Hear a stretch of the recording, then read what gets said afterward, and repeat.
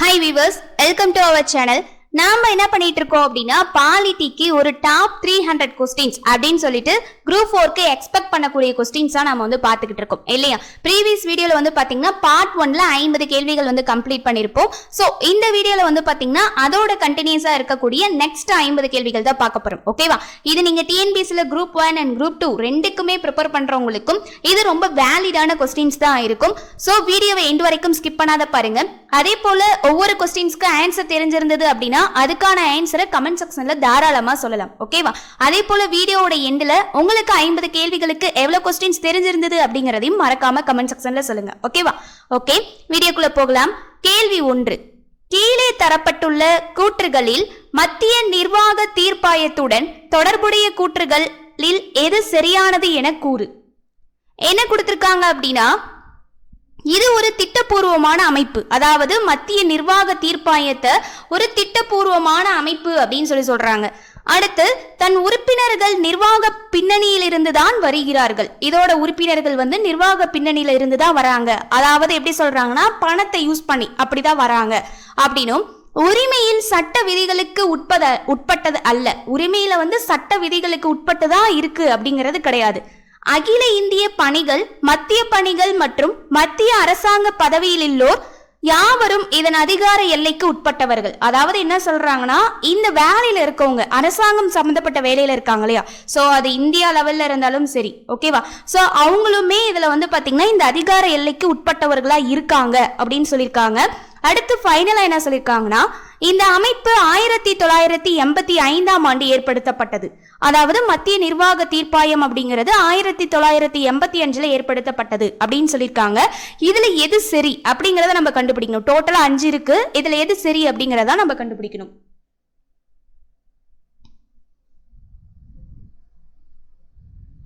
விடை வந்து பாத்தீங்கன்னா இந்த 2 தவிர, இதை தவிர மற்ற எல்லாமே கரெக்ட் தான். இவங்க நிர்வாக பின்னணியில இருந்து வர கிடையாது. சோ இது மட்டும்தான் தவறு. இது ஒரு திட்டப்பூர்வமான அமைப்பு அப்படிங்கிறதும் சரி. அடுத்து, உரிமையில் சட்ட விதிகளுக்கு உட்பட்டதல்ல, இதுவுமே சரி.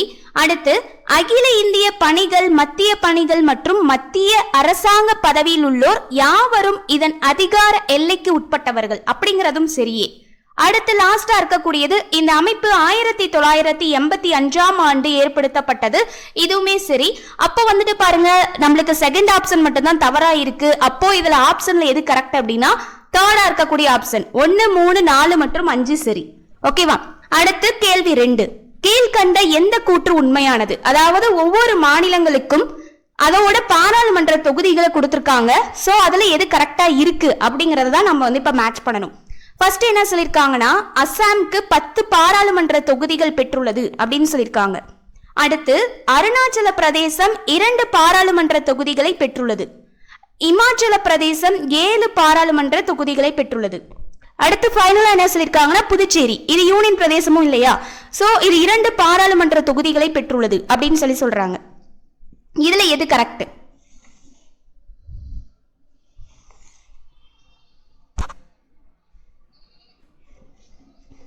விடை வந்து பாத்தீங்கன்னா செகண்ட் ஆப்ஷன், அருணாச்சல பிரதேசம் 2 பாராளுமன்ற தொகுதிகளை பெற்றுள்ளது அப்படிங்கிறது மட்டும் தான் கரெக்ட். அப்போ அசாம்கோ இமாச்சல பிரதேசத்துக்கு புதுச்சேரிக்கு கொடுத்திருக்கிறது தவறு அப்படிங்கறதா கரெக்ட்.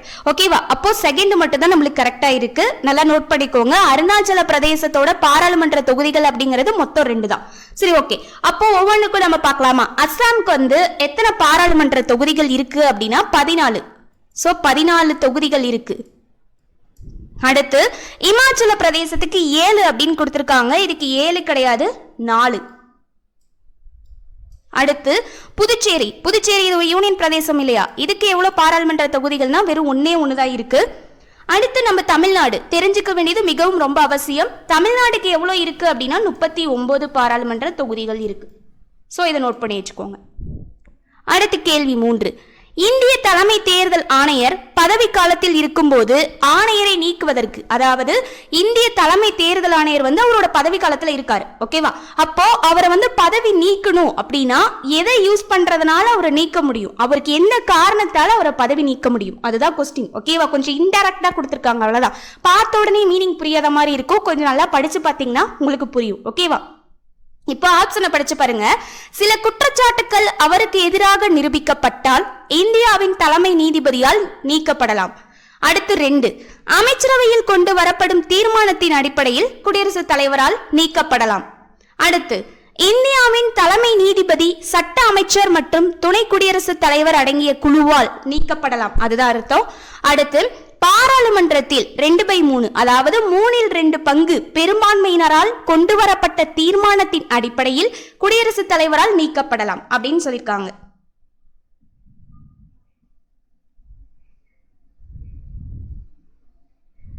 ஸோ இந்திய தலைமை தேர்தல் ஆணையரை பதவி காலத்தில் இருக்கும்போது அவரை பணி நீக்கம் செய்யணும் அப்படின்னா எதால மட்டும்தான் நம்மள, எந்த காரணத்தை யூஸ் பண்ணி மட்டும்தான் நம்மளால நீக்க முடியும் அப்படின்னா லாஸ்ட் ஆப்ஷன், பாராளுமன்றத்தில் 3/2 பங்கு பெரும்பான்மையினரால் கொண்டு வரப்பட்ட தீர்மானத்தோட அடிப்படையிலால தான் குடியரசுத் தலைவரால் நீக்க முடியும். இதுல 2 பாயிண்ட் நம்ம தெரிஞ்சுக்கணும். இப்போ என்ன அப்படின்னா, இந்திய தலைமை தேர்தல் ஆணையரை பணி நீக்கம் செய்யறது குடியரசுத் தலைவர் அப்படிங்கிறது ஒரு பாயிண்ட். ஓகேவா?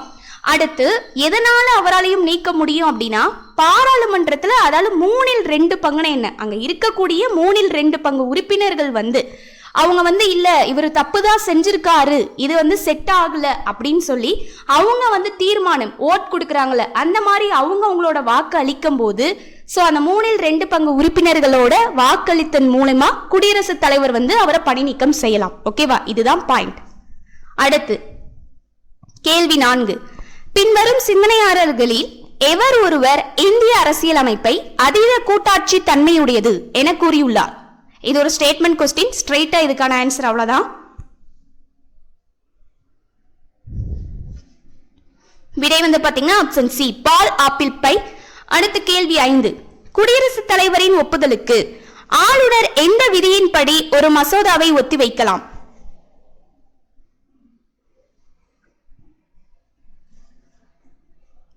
விடை பாத்தீங்கன்னா ஆப்ஷன் சி, 201வது விதியின்படி. சோ இந்த சரத்துகள், அதே போல பகுதிகள், அட்டவணை, இது எல்லாத்தையும் பார்த்து வச்சுக்கோங்க. கட்டாயமா இதுல இருந்து ஒரு கேள்விகள் வரும். ஓகேவா? நல்லா நோட் பண்ணி வச்சுக்கோங்க. சரத்துகள் ரிலேட்டடா கண்டிப்பா கேள்விகள் 2ல இருந்து 3 வரைக்கும் வரும். ஓகேவா?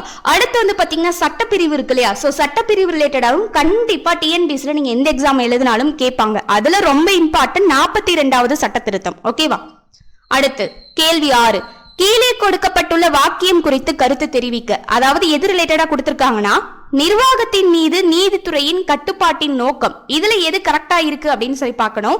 இப்ப பாருங்க, ஆட்சி அமைப்பை கட்டுப்படுத்துவது மற்றும் அரசாங்க செலவை குறைத்தல், இது இதோட நோக்கம் அப்படியா அப்படின்னு நாம கண்டுபிடிக்கணும். அடுத்து, அதிகாரிகளின் பணிகளை சட்டப்பூர்வமாக உறுதி செய்வதன் மூலம் குடிமக்களின் உரிமைகளை பாதுகாக்கப்படுகிறது. அடுத்து, அனைத்து அதிகாரிகளையும் மக்களின் கட்டுப்பாட்டில் கொண்டு வருதல். மேலே உள்ள எந்த வாக்கியம் சரியானவை?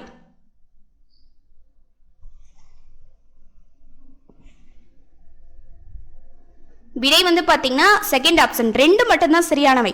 அதாவது நிர்வாகத்தின் மீது நீதித்துறையோட கட்டுப்பாட்டுல கொண்டு வரதுக்கு அதோட நோக்கம் என்ன அப்படின்னா, அதிகாரிகளின் பணிகளை சட்டப்பூர்வமாக உறுதி செய்வதன் மூலம் குடிமக்களின் உரிமைகள் பாதுகாக்கப்படுகிறது. அதாவது என்ன அப்படின்னா, அதிகாரிகள் இருக்காங்களே, அதாவது வேலை செய்யறவங்க, அந்த அதிகாரிகளோட பணிகளை சட்டப்பூர்வமா உறுதி செய்யறது காரணத்தை வச்சுதான் குடிமக்களோட உரிமைகளை பாதுகாக்க முடியும். சோ அதுதான் நிர்வாகத்தின் மீது நீதித்துறையின் கட்டுப்பாடு வர்றதுக்கான நோக்கம். ஓகேவா?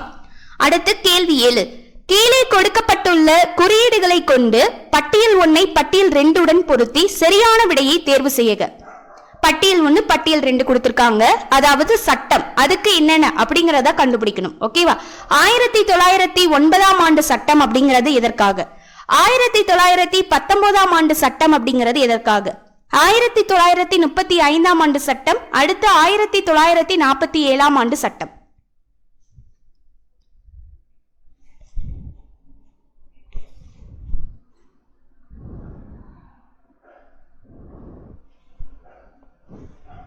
சோ இப்போ இதுக்கு நம்ம மேட்ச் பண்ணிடலாமா?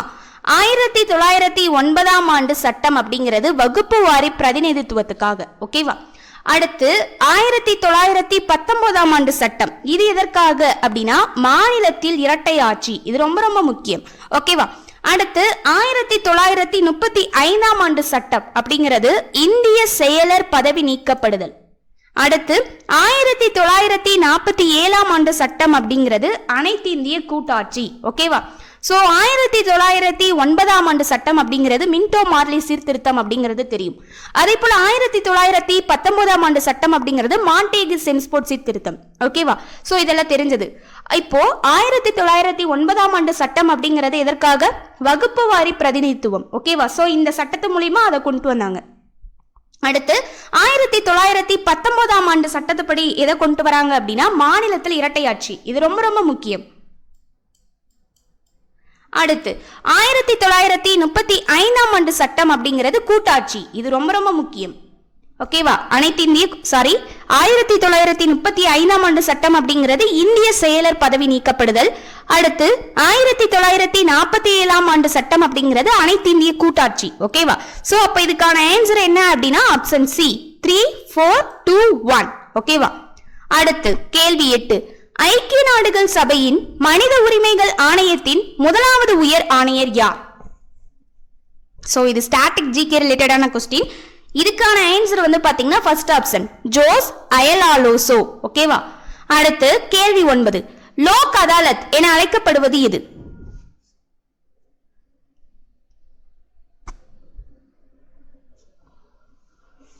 விடை வந்து பாத்தீங்கன்னா ஆப்ஷன் ஃபர்ஸ்ட் ஆப்ஷன் மக்கள் நீதிமன்றம்.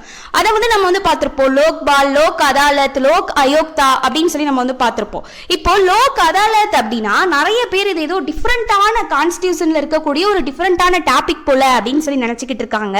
இது ஒண்ணுமே இல்லை, ஒரே பாயிண்ட்ல நான் சொல்றேன் பாருங்க. லோக் அதாலத் அப்படிங்கிறது மக்கள் நீதிமன்றம் அப்படின்னு சொல்லி சொல்லிட்டாங்க. அப்போ மக்களுக்கான நீதிமன்றமா இருக்கிறதா லோக் அதாலத். ஓகேவா? அப்போ இதுக்கான பாயிண்ட் என்ன அப்படின்னா அதாவது நீதிமன்றத்துக்கு வெளியே. ஓகேவா? அதாவது நீதிமன்றம் இருக்கு, அந்த இடத்துல கேஸ் முடிச்சுட்டு வெளியே வர்றாங்கன்னு வச்சுக்கோங்களேன். அப்ப வெளியே வந்து ஏதோ ஒரு தகராறுகளோ அல்லது குறை வந்து இருக்கு அப்படின்னா அதை தீர்ப்பதற்காக இந்தியாவால ஒரு வேறு பெயரால கொண்டு வந்ததுதான் லோக் அதாலத். அதாவது தகராறுகளை தீர்ப்பதற்காக கொண்டு வந்ததுதான் இந்த லோக் அதாலத், மக்களின் குறைகளை தீர்ப்பதற்காக. அதனாலதான் இதை மக்கள் நீதிமன்றம் அப்படின்னு சொல்லி சொல்றாங்க. ஓகேவா? அப்போ லோக் அதாலத் அப்படிங்கிறது மக்களோட தகராறுகளை தீர்வு செய்யும் ஒரு அமைப்பு. ஓகேவா? அடுத்த கேள்வி 10. இந்திய அரசியல் சாசனத்தின் எந்த பகுதி தேர்தல் பற்றி குறிக்கின்றது? விடை வந்து பாத்தீங்கன்னா பகுதி 15. கேள்வி 11. மாநில ஆளுநர் குடியரசுத் தலைவரால் எந்த விதியின் அடிப்படையில் நியமிக்கப்படுகிறார்?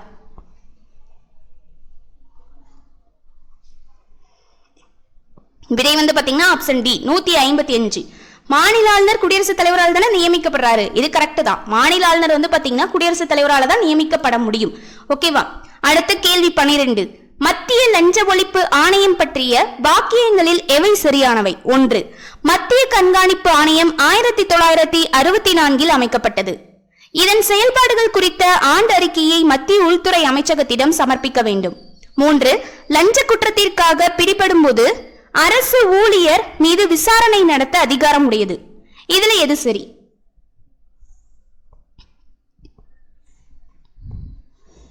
விடை வந்து பாத்தீங்கன்னா அனைத்துமே சரிதான். மத்திய கண்காணிப்பு ஆணையம் அப்படிங்கிறது 1964 தான் அமைக்கப்பட்டது. 2. இதன் செயல்பாடுகள் குறித்த ஆண்டு அறிக்கையை மத்திய உள்துறை அமைச்சகத்திடம் சமர்ப்பிக்க வேண்டும். கரெக்ட், இதோட செயல்பாடுகளை.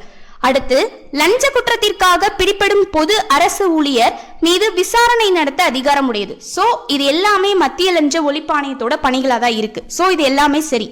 அடுத்த கேள்வி 13. எந்த விதி மாநிலங்களுக்கு இடையிலான ஆறுகள் அல்லது ஆற்று பள்ளத்தாக்கு நீர் பற்றி வரும் வழக்குகளை விசாரிக்கும் அதிகாரம் பற்றி கூறுகிறது? Very very important question. எந்த விதி மாநிலங்களுக்கு இடையிலான ஆறுகள் அல்லது ஆற்று பள்ளத்தாக்கு நீர் பற்றி வரும் வழக்குகளை விசாரிக்கும் அதிகாரம் பற்றி கூறுகிறது? விடை தேர்ட் ஆப்ஷன் விதி 262. கேள்வி 14. Very very important question. பிற்படுத்தப்பட்டோருக்கு 27% ஒதுக்கீடு வழங்க பரிந்துரை செய்த ஆணையம் யாது?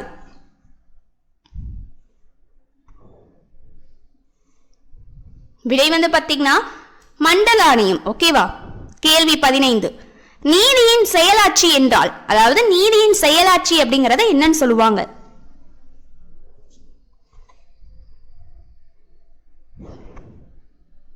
விடை வந்து பாத்தீங்கன்னா செகண்ட் ஆப்ஷன் நீதிமன்றங்களின் அதிகார எல்லை நீட்பு. கேள்வி 16. இந்திய குடியரசுத் தலைவர் தன் ராஜினாமா கடிதத்தை யாரிடம் ஒப்படைக்க வேண்டும்?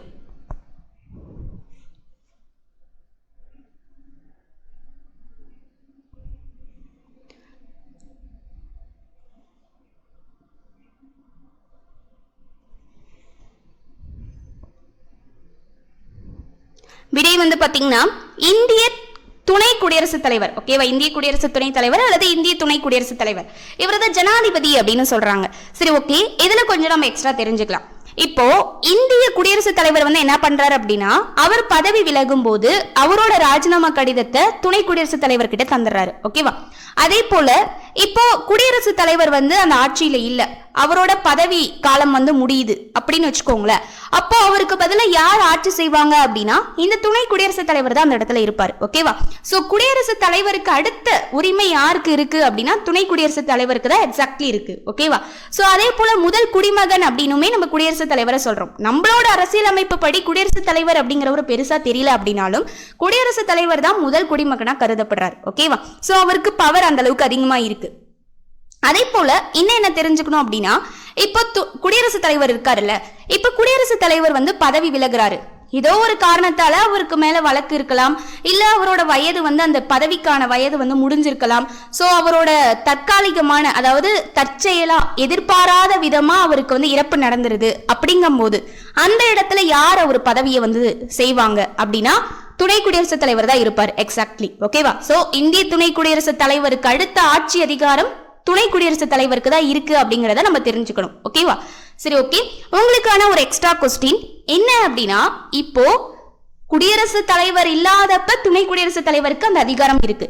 அடுத்து நான் இப்ப என்ன கேட்கிறேன் அப்படின்னா, இதை நீங்க நல்லா யோசிச்சு பாருங்க அல்லது வந்து சர்ச் பண்ணி பாருங்க, எக்ஸ்ட்ரா தெரிஞ்சுக்கணும் அப்படிங்கறதுக்காக தான் கேட்கிறேன்.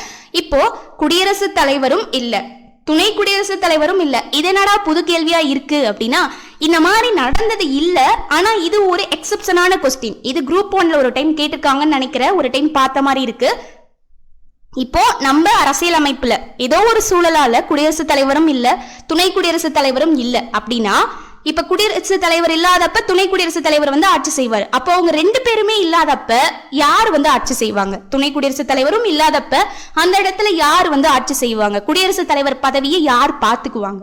இதுக்கான ஆன்சர் என்ன அப்படிங்கறத கமெண்ட் செக்ஷன்ல சொல்லுங்க. அப்போ நீங்க இந்த இடத்துல யோசிக்கணும், துணை குடியரசுத் தலைவருக்கு அடுத்த அதிகாரம் துணை குடியரசுத் தலைவருக்கு இருக்குன்னா, அப்போ துணை குடியரசுத் தலைவருக்கு அடுத்த அதிகாரம் யாருக்கு இருக்கோ அவங்க தான் அந்த இடத்துல வருவாங்க. அந்த பாயிண்ட் என்ன அப்படிங்கறத யோசிங்க, உங்களுக்கான ஆன்சர் வந்துடும். ஓகேவா? சோ அதுக்கான ஆன்சரை கமெண்ட் செக்ஷன்ல சொல்லிருங்க. கேள்வி 17, ராஜ்யசபையின் முதல் தலைவர் யார்? விடை வந்து பாத்தீங்கன்னா ஃபர்ஸ்ட் ஆப்ஷன் எஸ்.வி. கிருஷ்ணமூர்த்தி. கேள்வி 18, வரவு செலவு திட்டம் இயற்றுவதில் உள்ள பல்வேறு நிலைகளை முறையாக வரிசைப்படுத்துக. பொது விவகாரம், அடுத்து ஒதுக்கீட்டு மசோதா, நிதி மசோதா, மானிய கோரிக்கை மீதான வாக்கெடுப்பு, சட்டமன்றத்தில் சமர்ப்பித்தல்.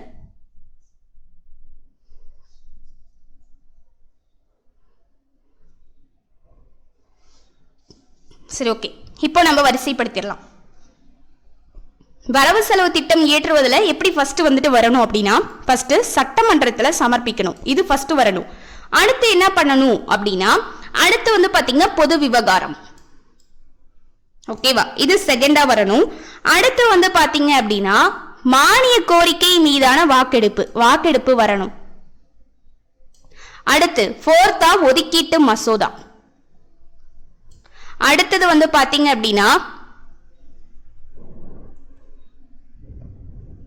நிதி மசோதா.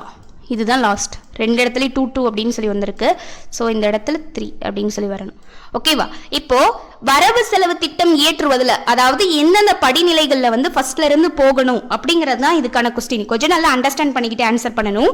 இதுக்கு ஃபர்ஸ்ட் எது வரிசைப்படி வரணும் அப்படின்னா, வரவு செலவு திட்டம் இயற்றும் போது ஃபர்ஸ்ட் சட்டமன்றத்துல சமர்ப்பிக்கணும். ஓகேவா? அடுத்து பொது விவகாரம், அந்த விவகாரத்தை பத்தி எல்லாம் பொதுவா என்ன இருக்கு அப்படிங்கறத பார்க்கணும்.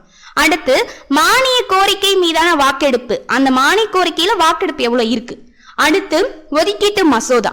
லாஸ்டா தான் வந்து பாத்தீங்க அப்படின்னா நிதி மசோதா அப்படிங்கிறது வரணும். ஓகேவா? அப்போ வரிசைப்படி எப்படி வரணும் அப்படின்னா 5, 1, 4, 2, 3 அப்படின்னு சொல்லி வரணும். அடுத்து கேள்வி 19, ஒரு மாநிலத்தில் குடியரசுத் தலைவர் ஆட்சியை அமல்படுத்த பயன்படும் விதி டேஸ்.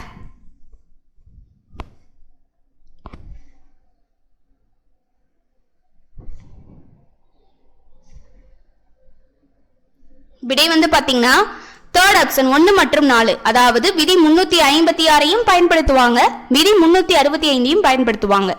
அடுத்து கேள்வி 20. மாநில சட்டப்பேரவையின் அதிகபட்சமாக அனுமதிக்கப்பட்ட உறுப்பினர் எண்ணிக்கை யாது? இது வந்து 8th பாலிட்டி அண்ட் 6th பாலிட்டிலுமே வந்து படிச்சிருப்பீங்க. விடை வந்து பாத்தீங்கன்னா first option. Okay guys, question number 21 பாருங்க. கீழ்கண்டவற்றை பொருத்தி சரியான விடையை தேர்ந்தெடுக்கவும். அதாவது பட்டியல் 1 அப்படிங்கறது அம்சங்கள் பற்றி, பட்டியல் 2 அப்படிங்கறது விதிகள் பற்றி. ஓகே, இங்க வந்து இது எக்ஸ்ட்ரா கொடுத்திருக்காங்க, சோ இது இல்ல. ஓகேவா?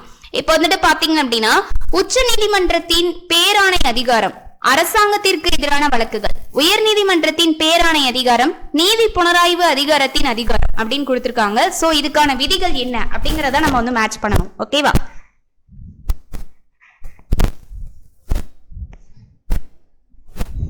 ஓகே, இப்ப உச்ச நீதிமன்றத்தின் பேராணை அதிகாரம் அப்படின்னா விதி 32. அடுத்து அரசாங்கத்திற்கு எதிரான வழக்குகள் அப்படின்னா இதுக்கு என்ன வரும் அப்படின்னா விதி 300. அடுத்து உயர் நீதிமன்றத்தின் பேராணை அதிகாரம் அப்படின்னா விதி 226. நீதி புனராய்வு அதிகாரத்தின் அதிகாரம் அப்படின்னா விதி 13. ஓகேவா? அப்போ இதுக்கான ஆன்சர் என்ன அப்படின்னா ஆப்ஷன் சி, தேர்ட் ஆப்ஷன் 4321. ஓகேவா? அடுத்து கேள்வி 22. ஓர் மாநில சட்டமன்ற மேலவை நிதி மசோதாவை டேஷ் நாட்களுக்கு மட்டுமே வைத்திருக்க முடியும்?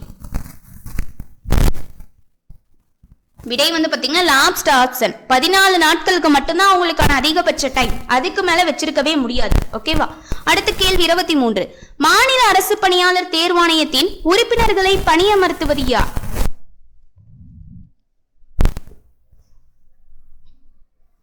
விடை வந்து பாத்தீங்கன்னா ஆப்ஷன் தேர்ட் ஆப்ஷன் ஆளுநர். இவர் தான் வந்து பணியமர்த்துறாரு. ஓகேவா? இவர் வந்து பாத்தீங்கன்னா மாநிலம் ரிலேட்டடா எல்லா உயர் பதவிக்கும் இவர் தான் வந்து பணியமர்த்துவாரு. அதே போல தேர்தல் ஆணையர்களா இருக்கட்டும், இந்த மாதிரி அவங்களோட பதவி விலகல் ரிலேட்டடா எல்லா விஷயத்தையும் வந்து முடிவெடுக்கிறது ஆளுநரா இருப்பாரு. ஓகேவா? குடியரசுத் தலைவரோட கிட்ட வந்து ஆலோசனையின் பேர்ல ஆளுநரால எல்லாமே செய்ய முடியும். அங்க எப்படி இந்தியாவுல குடியரசுத் தலைவருக்கு பவர் இருக்கோ அதே போல நம்ம மாநிலத்துல அவருக்கு பவர் இருக்கு. ஓகேவா? ஆனா ஒரே ஒரு எக்ஸப்ஷன் நம்ம வந்து என்ன தெரிஞ்சுக்கணும் அப்படின்னா மேக்சிமம் வந்து பாத்தீங்க அப்படின்னா மாநிலத்துக்கு எல்லாத்தையும் நியமிக்கிறது ஆளுநரா இருப்பாரு. இதுல ஒரு எக்ஸப்ஷன் என்ன அப்படின்னா உயர் நீதிமன்ற தலைமை நீதிபதி இருக்குல்ல, சோ அவங்க மட்டும் என்ன பண்ணுவாருன்னா குடியரசுத் தலைவர் தான் வந்து நியமிப்பாரு. சோ இவரோட ஆலோசனையின் பேர்ல குடியரசுத் தலைவர் வந்து நியமிப்பார். சோ இதை மட்டும் தெரிஞ்சுக்கணும். ஓகேவா? அடுத்த கேள்வி 24. இந்திய தலைமை தணிக்கை மற்றும் கட்டுப்பாட்டாளரின் அறிக்கையை பரிசீலனை செய்யும் அதிகாரத்தை பெற்றுள்ள அமைப்பு? விடை ஃபோர்த் ஆப்ஷன் பொது கணக்கு குழு. கேள்வி 25. இரட்டை உறுப்பினர் தொகுதி ஒழிப்பு சட்டம் இயற்றப்பட்ட ஆண்டு? விடை 1961. கேள்வி 26. பின்வருவனவற்றுள் எந்த அமைப்பு பஞ்சாயத் ராஜ் முறையில் முக்கிய செயல்துறை உறுப்பு மாவட்ட அளவில் ஜில்லா பரிஷத் வடிவத்தில் இருக்க வேண்டும் என்று பரிந்துரை செய்தது? விடை வந்து பாத்தீங்கன்னா முதல் நிர்வாக சீர்திருத்த ஆணையம். அடுத்து கேள்வி 27. பொறுத்துக. சாரதா திட்டம், சம ஊதிய திட்டம், கருமலகை திட்டம், 20 அம்ச திட்டம் அப்படின்னு கொடுத்திருக்காங்க. சோ இது இந்த திட்டத்துக்கான ஆண்டுகள் என்ன அப்படிங்கறத நம்ம மேட்ச் பண்ண போறோம். ஓகேவா? ஓகே, இப்போ மேட்ச் பண்ணிடலாமா? சாரதா திட்டம் அப்படின்னாலே 1929 அப்படிங்கறது நம்மளுக்கு தெரியும். ஓகேவா? சில புக்ல வந்து பாத்தீங்கன்னா 1930 அப்படிங்கறதையுமே கொடுத்திருக்காங்க. 1929 இருந்து 1930 அப்படிங்கறதையும் மென்ஷன் பண்ணிருக்காங்க. ஓகேவா? அடுத்து சம ஊதிய திட்டம். சம ஊதிய திட்டம் அப்படிங்கிறது 1976. கரும்பலகை திட்டம் அப்படிங்கிறது 1992ஆம் ஆண்டு. 20 அம்ச திட்டம் அப்படிங்கிறது திருமதி இந்திரா காந்தியால கொண்டு வரப்பட்டது. ஓகேவா? சோ இப்போ இதுக்கு மேட்சான ஆப்ஷன் என்ன அப்படின்னா ஃபர்ஸ்ட் ஆப்ஷன் 4213. அடுத்த கேள்வி 28. இந்திய அரசியலமைப்பில் அரசு கொள்கையினை நெறிப்படுத்தும் கோட்பாடுகள் இடம்பெற்றுள்ள விதிகள்?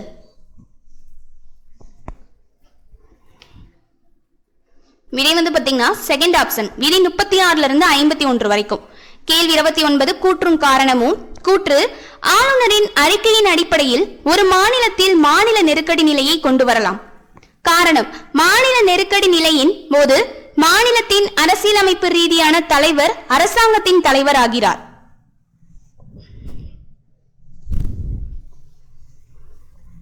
விடை பார்த்தரலாமா? இப்போ இதுக்கான விடை வந்து பாத்தீங்கன்னா செகண்ட் ஆப்ஷன். கூற்றும் காரணமும் சரிதான், ஆனா காரணம் வந்து பாத்தீங்கன்னா கூற்றுக்கான சரியான விளக்கம் கிடையாது.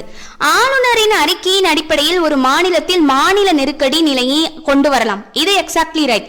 அடுத்து மாநில நெருக்கடி நிலையின் போது மாநிலத்தின் அரசியலமைப்பு ரீதியான தலைவர் அரசாங்கத்தின் தலைவர் ஆகிறார், இதுவுமே வந்து கரெக்ட். ஆனா இதுக்கான காரணம் இது கிடையாது. ஓகேவா?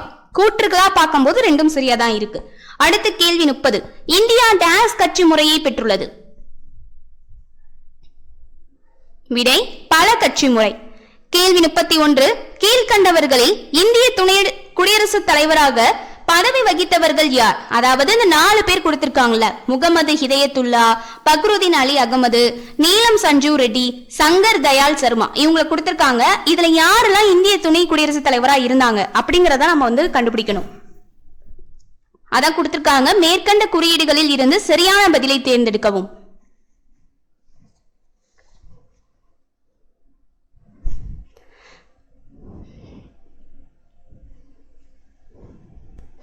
விடை வந்து பாத்தீங்கன்னா செகண்ட் ஆப்ஷன் 1 மற்றும் 4. அதாவது முகமது ஹிதயத்துல்லாவும் சங்கர் தயாள் சர்மா இவங்க 2 பேரும் மட்டும்தான் இருந்தாங்க. அடுத்து கேள்வி 32. மாவட்ட ஊரக வளர்ச்சி முகமை உருவாக்கப்பட்ட ஆண்டு. விடை செகண்ட் ஆப்ஷன் 1980ஆம் ஆண்டு.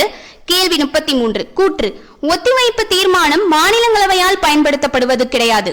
காரணம் ஒத்திவைப்பு தீர்மானம் அரசாங்கத்தை பதவியில் இருந்து அகற்றுவது இல்லை. இதுவும் அதே போலதான். கூற்று காரணம் ரெண்டுமே சரிதான், ஆனா காரணம் வந்து கூற்றுக்கான கரெக்டான மேட்ச் கிடையாது. ஓகேவா? ஒத்திவைப்பு தீர்மானம் அப்படிங்கிறது மாநிலங்களவையால் பயன்படுத்த கிடையாது அப்படிங்கிறது கரெக்ட் தான். ஓகேவா? அதாவது ஒத்திவைப்பு தீர்மானம் அப்படிங்கிறது எதுக்காக கொண்டு வராங்க அப்படின்னா, ஒரு கூட்டம் வந்து நடந்துகிட்டு இருக்கு, சோ அது இடையில வந்து ஏதோ ஒரு விஷயம் நடக்குது அப்படின்னா அதுக்காக வந்து அந்த இதை என்ன பண்ணலாம்னா ஒத்தி வைக்கலாம். அதே போல அந்த ஒத்தி வைக்கிறாங்க அப்படின்னா அதுக்கான மக்களுக்கான ஏதோ ஒரு பாதுகாப்புக்கான ரீசன் வந்து அங்க இருக்கணும். சோ மக்களுக்கான பின்னணி அங்க இருக்கணும். மக்களுக்கு இதனால வந்து பாதிப்பு வருது அல்லது வந்து இதை செய்யறதுனால மக்களுக்கு நல்லதா இருக்கும் அப்படிங்கிற ரீசனுக்காக அவங்க தீர்மானத்தை ஒத்தி வைக்கலாம். ஓகேவா? சோ இதுதான் ஒத்திவைப்பு தீர்மானம் கொண்டு வரதுக்கான ரீசனா இருக்கணும். ஓகேவா? சோ இப்படி மட்டும்தான் அவங்களால நிறுத்தவும் முடியும். மாநிலங்களவையால் பயன்படுத்துவது கிடையாது. ஒத்திவைப்பு தீர்மானம் அரசாங்கத்தை பதவியில் இருந்து அகற்றுவது இல்லை, இது கரெக்ட் தான், ஆனா இதுக்கான ரீசன் இது கிடையாது. அப்போ ஆன்சர் செகண்ட் ஆப்ஷன். கூற்று மற்றும் காரணம் இரண்டும் சரி, மேலும் காரணம் கூற்றிற்கான சரியான விளக்கம் அல்ல. அடுத்த கேள்வி 34.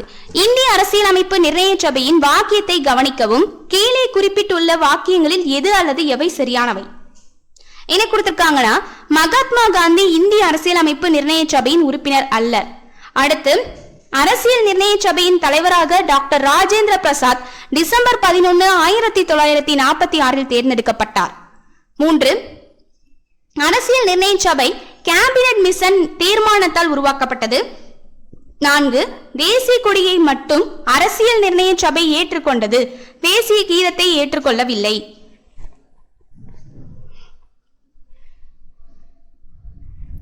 ஓகே, இதுல எது சரி அப்படின்னு சொல்லி பார்த்தோம்னா இதுக்கான ஆன்சர் வந்து செகண்ட் ஆப்ஷன். 4th வந்து தவறு. சோ மகாத்மா காந்தி இந்திய அரசியலமைப்பு நிர்ணய சபையில உறுப்பினரா இல்ல, அவர் அந்த இடத்துக்கு வந்திருக்கவே மாட்டார். நிர்ணய சபைக்கும் அவருக்கும் சம்பந்தமே கிடையாது. காங்கிரஸ் ரிலேட்டடா அந்த இதுக்கு வந்து வேணா நிக்கிறதுக்கு வேணா வந்திருப்பாரு. ஓகேவா? தலைவருக்கு வந்து தேர்ந்தெடுக்கிறதுக்காக அவர் வந்து நின்றுப்பாரு. அதுவும் வந்து பாத்தீங்கன்னா அவர் அந்த இது ஆனதுக்கு அப்புறம் அந்த இதுவே காங்கிரஸ் கட்சியை வந்து கலைஞ்சதெல்லாம் வந்து நம்ம ஐஎன்எம்ல வந்து படிச்சிருப்போம்.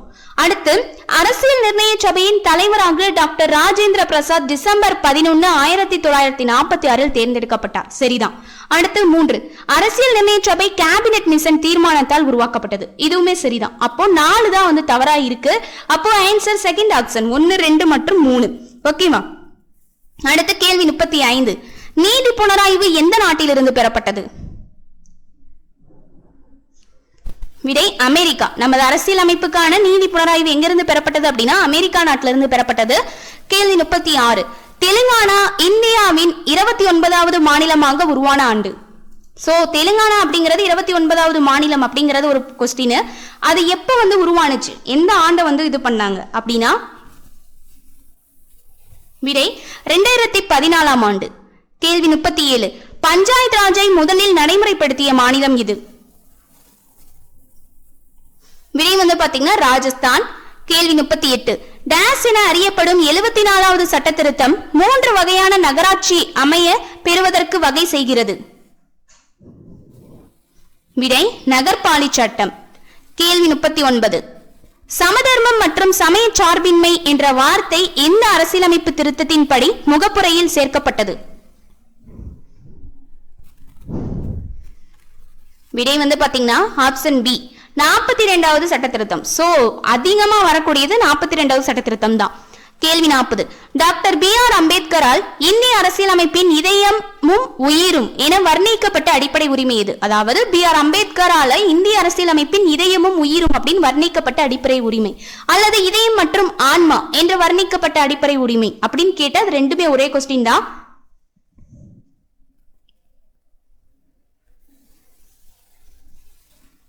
ஓகே, அப்போ இதுக்கான ஆன்சர் என்ன அப்படின்னா லாஸ்ட் ஆப்ஷன் அரசியலமைப்பிற்கு உட்பட்டு தீர்வு காணும் உரிமை. அதாவது என்ன அப்படின்னா சரத்து 32 அததான் பாத்தீங்கன்னா இதயம் மற்றும் ஆன்மா அப்படின்னு சொல்லியிருப்பாரு அம்பேத்கர். ஓகேவா? என்ன இதுக்கு எதனால அந்த ஏதோ இப்போ ஒரு பேர் வைக்கிறாங்க அப்படின்னா அல்லது அதை ஏதோ புகழ்ந்து தள்ளுறாங்க அப்படின்னா அதுக்கு அந்த இடத்துல ஒரு ரீசன் இருக்கணும் இல்லையா? சோ அதே போலதான் இதுக்கு ஒரு ரீசன் இருக்கு. என்ன அப்படின்னா ஒருவருடைய அடிப்படை உரிமை பாதிக்கப்படும் போது, ஓகேவா, இப்போ நான் இருக்கேன் அல்லது நீங்க இருக்கீங்க, உங்களோட அடிப்படை உரிமை பாதிக்கப்படும் போது நீங்க ஸ்ட்ரெயிட்டா உச்சநீதிமன்றத்துல வழக்கு தொடுக்கலாம். ஓகேவா? சோ அதான் அரசியலமைப்பிற்கு உட்பட்ட தீர்வு காணும் உரிமை அப்படின்னு இத சொல்றாங்க. ஓகேவா? சோ மக்களுக்கு எந்த ஒரு பாதிப்பு ஏற்பட்டாலும் அதை ஸ்ட்ரெயிட்டா நம்மளோட அரசியலமைப்பை யூஸ் பண்ணி நம்மளால உச்சநீதிமன்றத்துல வழக்கு தொடுக்க முடியும். சோ அதுக்கு உச்சநீதிமன்றம் பதில் அளிக்க வேண்டும் அப்படிங்கிறது தான் இந்த சரத்துக்கான ரூல். ஓகேவா? சோ அதனாலதான் அவர் அப்படி சொல்றாரு. அடுத்த கேள்வி 41. மாவட்ட பஞ்சாயத்து உறுப்பினராவதற்கு வயது தகுதி? விடை பாத்தீங்கன்னா 21. கேள்வி 42. தமிழ்நாடு எந்த ஆண்டு வரை ஈரவை சட்டமன்றத்தை பெற்றிருந்தது?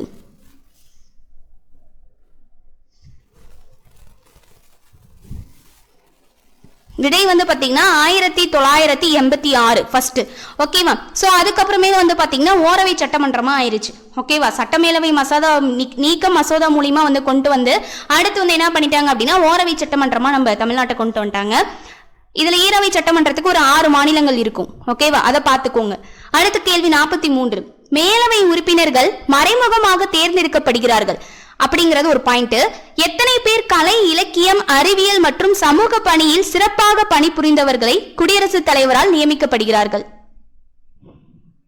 அதாவது மேலவை உறுப்பினர்கள் அப்படிங்கிறவங்க மறைமுகமா தான் தேர்ந்தெடுக்கப்படுறாங்க. அப்படிங்கும் போது அதுல எத்தனை பேரை குடியரசுத் தலைவர் கலை, இலக்கியம், அறிவியல் மற்றும் சமூக பணியில சிறந்து விளங்கியவங்களை, அதாவது இந்த எக்ஸ்ட்ரா கரிக்குலர் ஆக்டிவிட்டீஸ்ல இருக்கிறவங்கள தேர்ந்தெடுக்கிறாரு அப்படின்னா விடை பாத்தீங்கன்னா 12 பேர்கள். கேள்வி 44. மனித உரிமைகள் பிரகடனம் வெளியிடப்பட்ட ஆண்டு? விடை பாத்தீங்கன்னா 1789. கேள்வி 45. மாநிலத்தில் அமைச்சரவை எதற்கு பொறுப்புடையதாக உள்ளது? விடை சட்டமன்றம். கேள்வி 46. உள்ளாட்சி அரசாங்கத்தின் தந்தை என அழைக்கப்படுபவர் யார்? விடை பாத்தீங்கன்னா ரிப்பன் பிரபு. கேள்வி 47. வரதட்சணை தடை சட்டம் பாராளுமன்றத்தால் நிறைவேற்றப்பட்ட ஆண்டு? விடை பாத்தீங்கன்னா 1961. கேள்வி 48. தேசிய கொடி பற்றிய தவறான விதியை கண்டுபிடிக்க என்னென்ன கொடுத்திருக்காங்க அப்படின்னா தேசிய கொடியை ஏற்றும் போதும் இறக்கும் போதும் கவனமாக செயல்பட வேண்டும். இப்படிலாம் ஒரு ரூல் இருக்கா அப்படின்னா இந்த அரசியலமைப்பை படிக்கும் போது இது எல்லாமே நம்மளுக்கு தெரிய வரும். சோ தேசிய கொடி ஏற்றுறது கூட இத்தனை ரூல்ஸ் வச்சிருக்காங்க. அடுத்து சூரியன் மறையும் முன் தேசிய கொடியை இறக்கி விட வேண்டும். அடுத்து வேறு எந்த ஒரு கொடியையும் நமது தேசிய கொடியின் இடது புறமோ அல்லது கொடியை விட உயரமாகவோ பறக்க விடக்கூடாது. அடுத்து 4 கொடியை கம்பத்தில் ஏற்றும் போது நாம் நேராக நிற்க வேண்டும் அப்படின்னு கொடுத்திருக்காங்க. இப்போ நம்ம கிட்ட என்ன கேட்டிருக்காங்கன்னா இதெல்லாம் கொடுத்துட்டு தவறான விதி என்ன அப்படின்னு நம்மளுக்கு கேட்டிருக்காங்க. விடை பாத்தீங்கன்னா 3rd. வேறு எந்த ஒரு கொடியையும் நமது தேசிய கொடியின் இடதுபுறமோ அல்லது கொடியை விட உயரமாகவோ பறக்க விடக்கூடாது அப்படிங்கிறது தவறு. ஏன் அப்படின்னா நம்மளுக்கு அடிப்படை உரிமைகள் இருக்கு. ஓகேவா? அரசியலமைப்பு விதிப்படி நம்ம என்ன வேணாலும் ஒரு மனிதனால வந்து செஞ்சுக்க முடியும். ஓகேவா? சோ அதுல வந்து தலையிடுறதுக்கு யாருக்கும் உரிமை கிடையாது. அது மட்டும் இல்லாம இந்த கொடியை இப்படிதான் ஏத்தணும் அப்படிங்கிற ரூலும் கிடையாது. இடதுபுறமோ அல்லது கொடியை விட உயரமாகவோ பறக்க விடக்கூடாது அப்படிங்கிற ரூல் கிடையாது. சோ இதுதான் அதுக்கு பொருந்தாததா இருக்கு. அப்ப பாருங்களேன், தேசிய கொடியை ஏற்றும் போதும் இறக்கும் போதும் கவனமாக செயல்பட வேண்டும். இது கரெக்ட் தான். அடுத்து, சூரியன் மறையும் முன் தேசிய கொடியை இறக்கி விட வேண்டும். இது கரெக்ட் தான். நீங்க வந்து பார்த்திருப்பீங்க ஸ்கூல்ஸ்லாம். அடுத்து, கொடியை கம்பத்தில் ஏற்றும் போது நாம் நேராக நிற்க வேண்டும். இது வந்து கரெக்ட் தான். நம்ம வந்து வளைஞ்சுக்கிட்டோ இல்லது எங்கோ ஒரு சின்னதனையிலையோ நாம வேற எங்கேயோ பார்த்துக்கிட்டோ அப்படிலாம் இருக்கக்கூடாது. கொடியை வந்து கம்பத்துல ஏற்றும் போது நம்மளோட பார்வை அப்படிங்கிறது ஸ்ட்ரெயிட்டா இருக்கணும். ஓகேவா? சோ நாமளுமே ஸ்ட்ரெயிட்டா இருக்கணும், நம்மளோட பார்வை அப்படிங்கிறதும் ஸ்ட்ரெயிட்டா இருக்கணும். ஓகேவா? அடுத்து கேள்வி 49. இந்திய அரசியல் சட்ட விதி 41 கூறுவது எதை பத்தி சொல்லுது அப்படின்னா, விடை வந்து பாத்தீங்கன்னா வேலைக்கு உரிமையை பற்றி சொல்லுது. கேள்வி 50 ஃபைனல் கொஸ்டின். குடியரசு துணைத் தலைவர் பதவி பற்றி எந்த அரசியலமைப்பு சட்டப்பிரிவு கூறுகிறது? விடை வந்து பாத்தீங்கன்னா 63. ஓகே கைஸ், இந்த வீடியோல நீங்க எவ்வளவு மார்க்ஸ் ஸ்கோர் பண்ணிருக்கீங்க 50 கேள்விகளுக்கு அப்படிங்கறத மறக்காம கமெண்ட் செக்ஷன்ல சொல்லுங்க. அதே போல இந்த நம்ம பார்த்தோம் இல்லையா, இந்த கொஸ்டின்ஸ்க்கான பிடிஎஃப் லிங்க் நான் டிஸ்கிரிப்ஷன்ல கொடுக்குறேன். சோ அதை நீங்க வந்து எடுத்து பிராக்டிஸ் பண்ணி பாருங்க. பிராக்டிஸ் பண்ணி பார்த்துட்டு எவ்வளவு கொஸ்டின்ஸ் தெரிஞ்சிருந்தது அப்படிங்கறத மறக்காம கமெண்ட் செக்ஷன்ல சொல்லுங்க. அதே போல இந்த வீடியோ பிடிச்சிருந்து அப்படின்னா லைக் பண்ணுங்க. நம்ம சேனலை இது வரைக்கும் சப்ஸ்கிரைப் பண்ணாத பார்த்துக்கிட்டு இருக்கீங்க அப்படின்னாலும் சப்ஸ்கிரைப் பண்ணிட்டு பாருங்க. இந்த வீடியோ பிடிச்சிருந்து அப்படின்னா லைக் பண்ணுங்க. அதே போல டெஸ்ட் பேட்ச்க்கு இன்னுமே வந்து நிறைய பேர் ஜாயின் ஆயிட்டு இருக்கீங்க இல்லையா, இன்னும் நிறைய டவுட்ஸ் இருக்கு, நிறைய கேள்வி இருக்கீங்க. சோ நிறைய பேருக்கு தெரியல அப்படின்னு சொல்லிட்டு இருக்கீங்க. சோ உங்களுக்கு ஏதாச்சும் டவுட்ஸ் இருக்கு இல்ல வந்து ஜாயின் ஆகணும் அப்படின்னா கீழே டிஸ்கிரிப்ஷன்ல வந்துட்டு ஒரு நம்பர் இருக்கும். அந்த நம்பருக்கு கால் பண்ணுங்க அல்லது அதே நம்பருக்கு வாட்ஸ்அப் மெசேஜ்ல I want to join GK or Tamil, so ரெண்டுக்குமே வந்து நான் ஜாயின் ஆகிட்டு இருக்கீங்க இல்லையா, அதுக்கு மெசேஜ் பண்ணுங்க, ரிப்ளை பண்ணுவோம். ஓகேவா? தேங்க்யூ.